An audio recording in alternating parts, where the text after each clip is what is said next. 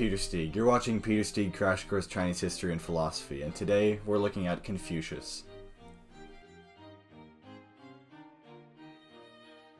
Alright folks, that about does it. Thank you for watching. Today we looked at Confucius. Next week we'll be looking... Just kidding.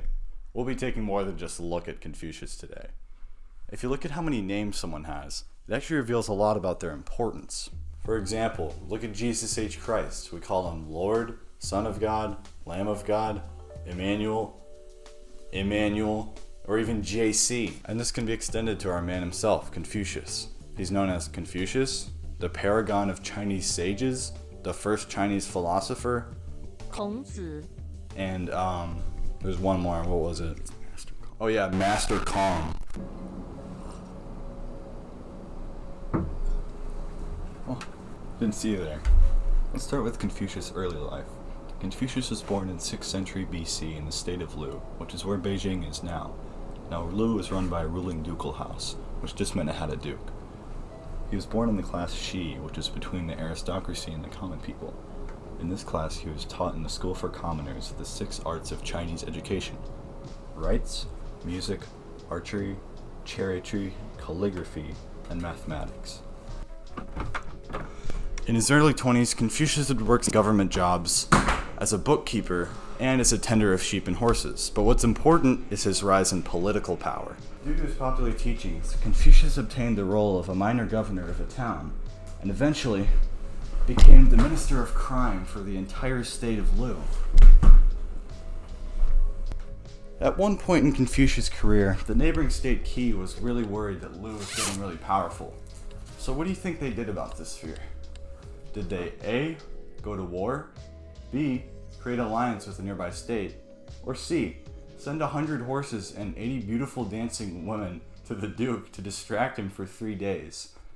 Lock in your answers now. If you guess A, you're wrong. It was C. And this was such a disappointment to Confucius that he wanted to move to another state, but he was conflicted. If he left immediately, then it would be revealed what the Duke did to the public, and it would be a great deal of public humiliation. So instead, he settled on the excuse that, quote, the Duke neglected to send Confucius a portion of the sacrificial meat that was his due according to custom. After leaving Lu, he wanted to find a ruler that could implement the so-called Chu traditions that he failed to implement in Lu. I couldn't really figure out what the Chu traditions were, but Confucius was so dead set on them that he went to 8 nearby states trying to implement this. Unfortunately, he was unsuccessful, but he returned to Lu to preach to his disciples his teachings. But what were his teachings? Similar to Socrates or Jesus, Confucius has no documents directly attributed to him. The main document outlining his teachings is known as the Analects and was written by his disciples. This document's core concepts are the Tao, the Zhen, Chunzi, Te, and Li. Tao, or the way, means a path or road. Confucius uses it as a method or a way of getting to heaven. Zhen could be translated as goodness and includes being altruistic and humane. Chunzi's idea of the gentleman, although it's not like a man of high power, it's someone who follows the Tao and the Zhen, goodness, and someone who doesn't follow the morals of most other people.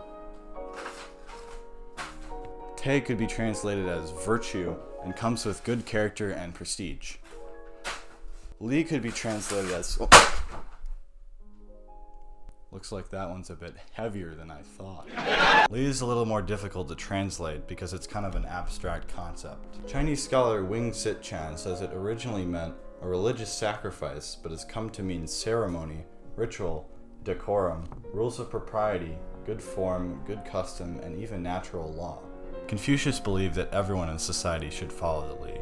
He said that the superior should treat the inferior with respect. You've probably heard the golden rule, do unto others as you would want them to do unto you. This is actually attributed to Confucius. That's pretty much all of Confucius' teaching.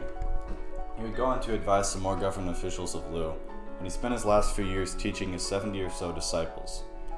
Confucius died at the age of 72 and was buried at Konglin Cemetery. Yet his influence and teachings have persisted. His name echoes through history, illuminating the spark of right and wrong, and facilitating the faculty of wonder. and imagination. Thank you so much for tuning into this episode of Peter Steed Crash Course Introduction to Chinese Historical Influences and History class of Philosophy and History. And I'll be seeing you in the next episode. Farewell for now.